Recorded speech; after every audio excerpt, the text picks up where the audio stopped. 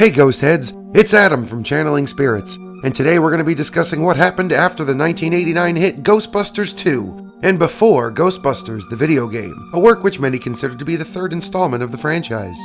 Dan Aykroyd has confirmed Ghostbusters, the video game, is canon. Looks more like the sequel than a game. It tells the third story. But again, we're also going to be dealing with soft canon material that has not necessarily been confirmed, but is not disputed by canon materials.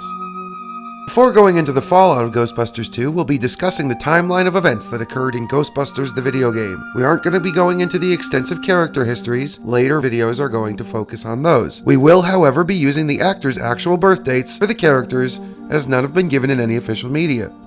Happy birthday. Happy birthday. Thank you. Now, before we get any further, I'm going to be issuing an official spoiler warning for those who may not have played the game, as we're going to be talking about several plot elements and details. The game explicitly states that the events take place in 1991, and the manual included in the Xbox version has a job offer for the rookie dated June 16th of that year. June 16th was also the North American release date of the game. However, the rookie unnamed for the entire game does not have his first day for several months.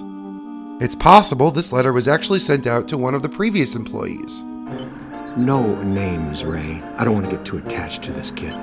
Just in case. You remember what happened to the last guy. The latest recruit begins just before Thanksgiving of that year, which historically happened on November 28th. The entire video game spans 3 days, and the rookie is thrown right into the fray. In the prologue, a woman is seen running through the Natural History Museum, followed shortly by a psi energy pulse that travels throughout Manhattan, eventually hitting the Ghostbusters headquarters. Now, it isn't stated that this is the same as the real-life American Museum of Natural History, but I think it's fair to assume that they are one and the same.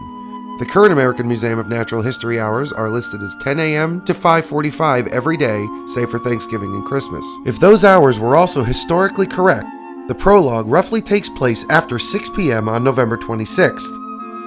The Psi Energy Pulse prompts the release of Slimer, who returns to his original haunt, the Sedgwick Hotel. The boys follow him to his point of origin and spend some time there. Yes, you have destroyed a significant section of a 5-star New York hotel in just under 3 hours. Your mother and I are so proud. Aren't we, Egon? Winston is mentioned to have been on a date to see the opera Aida, which has a runtime of roughly 2.5 hours. Quickly after that, Winston reports that Gozer has manifested in this dimension once again as the Stay Puft Marshmallow Man and is wreaking havoc throughout the city. Guys, I'm right outside, and so is something else. Gosh, we've missed you, partner. Glad you could make it. But first, how was Aida? Well, we had to make do with this new specimen here.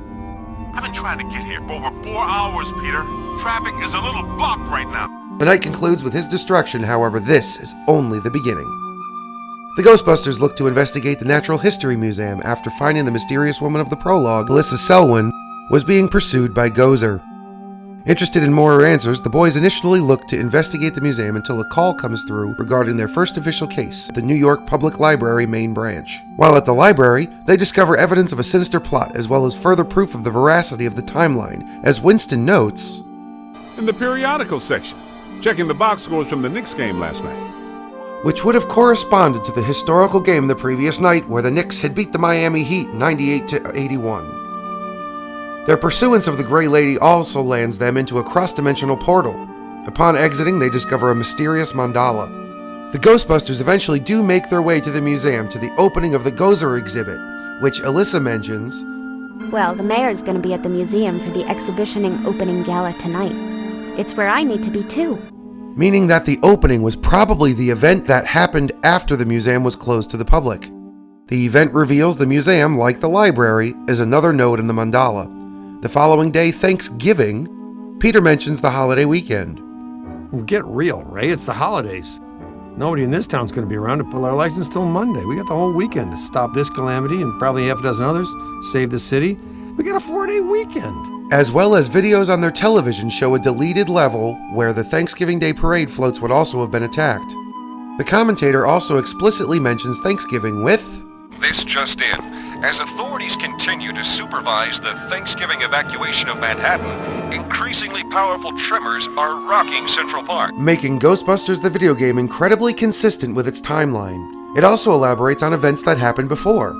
From a deleted scene in Ghostbusters 2, we know they receive another key to the city while they restore the Statue of Liberty back to Liberty Island. Since Vigo has returned to his portrait in the video game, whatever initial elimination did not last long. To be fair, Vigo was a Class 4 anchored phantom sufficiently elevated to a Class 7 transformed mortal remnant. The boys likely severed his connection with the psychomagnetheric slime that resulted in him returning to his portrait prison. He's missed his kitten. We'll just put one in here by the castle. Yes, we don't go around altering liable afterwards, Dr. Franklin go. Yes, I think so. Dana and Peter, regardless of their rekindled romance, did not last long enough to be mentioned 2 years later. It's easy to assume the same issues that separated initially had resurfaced. It was when you started introducing me as the old ball and chain. That's when I left. But the Ghostbusters comic book series by IDW reveals that their split had more to do with Peter realizing that the pestering paparazzi that descended with each new threat wasn't healthy for Dana or Oscar. We do know for certain that Mayor Lenny Klotch in Ghostbusters 2 had higher political aspirations. He's running for governor next fall.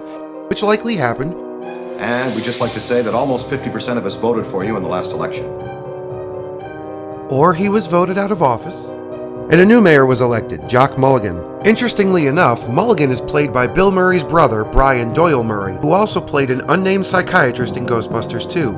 And are there any other paintings in the museum with bad spirits in them? Is it possible that these characters are one and the same? Historically, 1990 was a gubernatorial election year, so it's likely Lenny was voted out as governor and Jock became his replacement. We know Mulligan Rode to office on a strictly pro-Ghostbusters platform, ensuring the city would be insured and the Ghostbusters not sued again by several institutions for their services. The constant business allowed them to produce advances in the gear like upgrading their vehicle to Ecto 1B with a soon-to-be functional Super Slammer. The Super Slammer? Sounds untested. Tacky and exciting. I'm in. Ghostbusters the video game also introduced aquatic transportation, the Ecto 8. It's too unstable. I'm gonna have to drop you guys in circle. If Ecto 8 sinks, we're sunk too. Which begs the question, what happened to Ecto 2 through 7? Other media accounts for many of them. The real Ghostbusters introduced Ecto 2, an autogyro which was featured in several episodes of the show. The series also featured Ecto 3 in only 2 episodes, which was a unicycle with a sidecar. The toy line had a significantly different Ecto 3, and a very different Ecto 3 was featured in the Now comic series, which an editor noted eventually became the jet-like Ecto 4. The IDW comic series featured an Ecto 5, also known as Ecto M, referring to the fact that it was a motorcycle. Though this series technically took place after Ghostbusters the video game, Ecto 6 and 7 have never been named in any official source, but there have been several other Ecto vehicles in various media. In addition to the keys of the city issued for Gozer's invasion in 1984 and Vigo's attempted dominance in 1989, another key was given in 1990. Considering the absence of the World Trade Center and the New York skyline in the game, it's possible whatever event caused the destruction also resulted in the third key. The real Ghostbusters featured several ectoplasmic manifestations haunting the World Trade Center, but it would have been likely that a greater threat toppled the buildings in this universe, something akin to Cthulhu. I heard of him. He's bad, right? He makes Gozer look like Little Mary Sunshine. All those events culminated into the final part of the Ghostbusters trilogy. After halting the apocalypse at the dawn of 1990, original Ghostbusters reunited for another brawl to avert Armageddon. The story built perfectly on what preceded it and offered an incredible conclusion. If you enjoyed this video and think we deserve it, You've earned it. please subscribe. I'm Adam with Channeling Spirits, and thank you for watching.